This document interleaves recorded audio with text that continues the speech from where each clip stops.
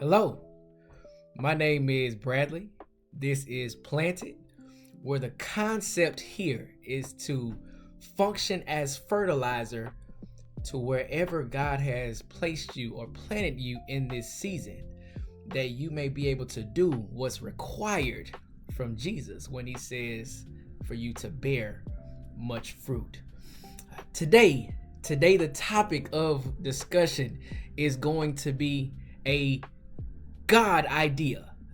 We've heard the concept when someone says something that kind of appeals to our interest, or maybe answers a question, provides a solution to something that we're curious about. We say that's a good idea. That's a good idea.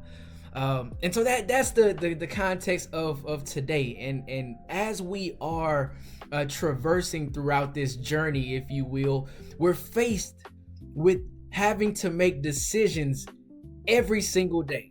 Now, it's not hard to really determine whether or not certain decisions are good ideas and whether they're bad ideas. Driving on the wrong side of the road is probably not a good idea. Jumping out of a high tree at any point, no matter what age you are, is probably not a good idea. But what do you do when you're faced with a decision that you have to make career-wise? What's a good idea and what's a God idea? And so that's the context of today's message, is to really get you to start thinking about how is it that I arrive at the God idea.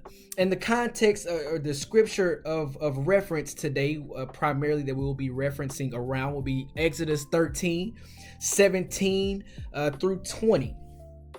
And so I'll just read a snippet of it. It says, when Pharaoh let the people go, God did not lead them on the road through the Philistine country, though that way was shorter.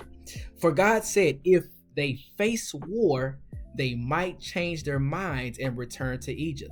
So God led the people around the desert road toward the Red Sea. The Israelites went up out of Egypt armed for battle. Now that's 18. I'm gonna stop right there. I'm gonna just stop right there at 18, 17 and 18. But here we get insight as to the thoughts of God and how God manages us as his children. Now here it's cool because there are not a lot of instances to see what God is thinking. Now it says, so for God said, if they face war, they might change their minds and return to Egypt. Maybe he said that out loud, or maybe that was the thought that he communicated after to the writer of Exodus, which is deemed to be Moses.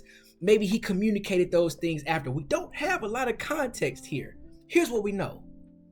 We know that he doesn't always express the full plan before it happens. We know that for sure. And if you take some time to look within your own lives, you may be able to think back on some times where it just looked a little bit unclear, and maybe not even a little bit, maybe it was just all out confusion as to which way to go, which way was the best way to take, and you felt prompted to go this way, but you couldn't see what the next step was thereafter. If anybody's ever drove in fog, you understand that concept. You can, especially thick fog, you can only see as far as your headlights will take you. So you got to drive real slow. Here we have God, Yahweh, who's thinking a thought. If they go this way, it's shorter. If they go this way, then I don't think they're going to be ready for battle yet. Now that didn't absolve them from battle. If you go to Exodus 17, you see the Amalekites do attack the Israelites, but the Israelites have had some time to experience God and experience some of his miraculous wonders. And so we get to, the children of Israel get to start to form that bond, that immediate connection with God. because of what he's doing. He's providing for them. He's being a father to them.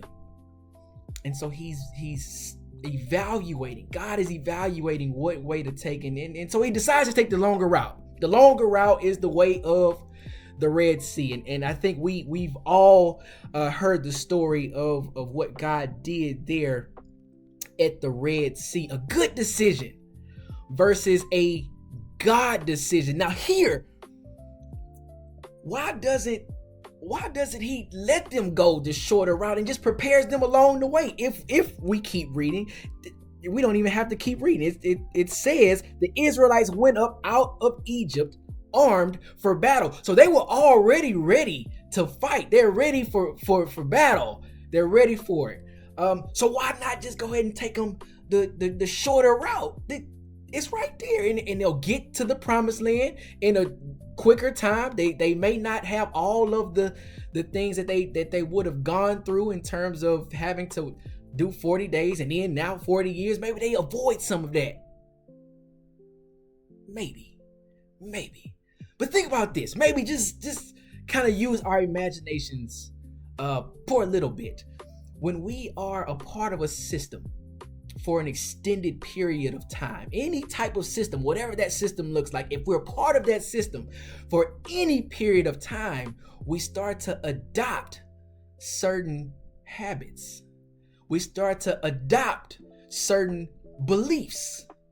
We start to adopt certain patterns of that system that we're around. The Bible tells us that the children of Israel was under the oppression of the Egyptians for 400 plus years. 400 plus years. And I'm just one more time, 400 plus years. They were a part of this Egyptian system. So the practices of the Egyptians, some of the Israelites had taken on for themselves. Maybe they saw some things that were appealing to their interests and they had decisions to make. And so maybe all of them were not quite converted over to Yahweh, if you will, the way of God. They weren't quite there. Let's look internally right there. Boom. Let's put that mirror in front of us and let's think about how many of us have kind of be, or maybe still kind of teeter in that line of, I'm just not quite ready to give it all to him yet. I go to church every now and then, and I'm just not ready to give up all of what I'm doing right now. Because where I'm at, I kind of like where I'm at. I like where I'm at. I'm not ready to give that up right there. How many of us are the Israelites that still have some of those things that we likely know we need to unearth, but we just keep ignoring it? It's what I call intentional ignorance. We don't want to know, because if I know, now I got to do something with that. A good idea and a God idea. God has to make a decision.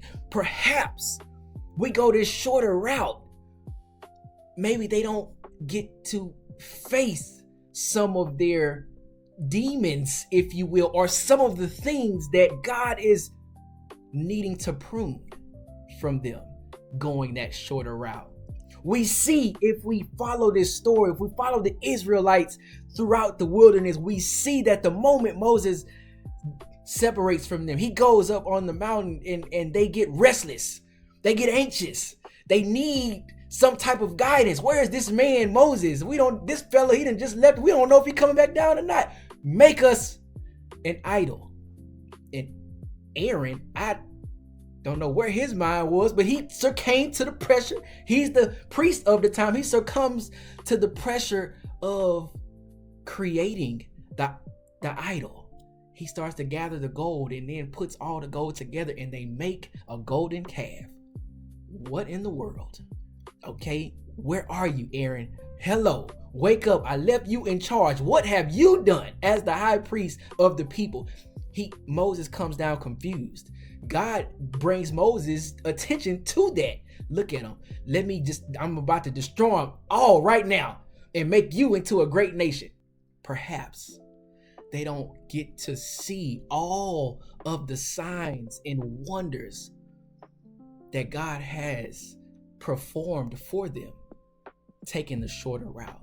Perhaps they don't get to form that bond that they needed to form in order for their, obviously they, the first generation didn't get to go, but for the second generation to see the wonderful works of God in that 40 years. So there were benefits outside of just avoiding the battles. There were benefits outside of avoiding the battles. It had reverberating benefits. A good idea and a God idea. How do I determine a good idea and a God idea? I got one more scripture to maybe make reference to, and it's a scripture that's kind of been with me for quite some time, but I'll read it. Isaiah 55 verse 8 and 9. It says, "For my thoughts are not your thoughts, neither are your ways my ways, declares the Lord. As the heavens are higher than the earth, so my ways are higher than your ways, my thoughts your thoughts." What does that mean, brother? Get to the point. Good idea, God idea. We got to understand that sometimes the things that God gives us, it's not going to always be logical. We want to make sense out of everything. We as human beings want to make sense out of everything that we're given. We want to make sense of it. Let's go to Sarah and Abraham for a second. Sarah knows that she's past childbearing age, and so when God comes to Abraham the first time, it says, "Hey, your descendants, you won't even be able to count them." So Sarah's logic says, "Well, I can't have kids. I'm past childbearing years. Hey, take my slave, my servant. Take her to be your wife, so that particular thing can happen. That what God told you can happen. It needs to make sense to me first, right?" Like, that's how we work. Let's again put that mirror in front of us. We got to make sense of it for us first, so that God can work. That's not how he works. He doesn't work as the heavens are higher than the earth, so my ways higher than your ways, my thoughts higher than your thoughts. So the things that we get, the prompts that we get from God that seems like, that's not gonna really make sense. Let's look at that. Let's not overlook that. So what is that gonna take? Discernment, which means what? We gotta know his voice, which means what? We gotta spend time. We have to spend time to know what his voice is, to know what his promptings are. We gotta take time. We cannot keep giving the excuse, "Hey, I don't have time to pray. I don't have time to read. The only time that I have for God is Sundays or Wednesdays or Christmas or Easter or Mother's Day." We have to make time in our everyday lives if we truly want to see and experience the fullness thereof of God.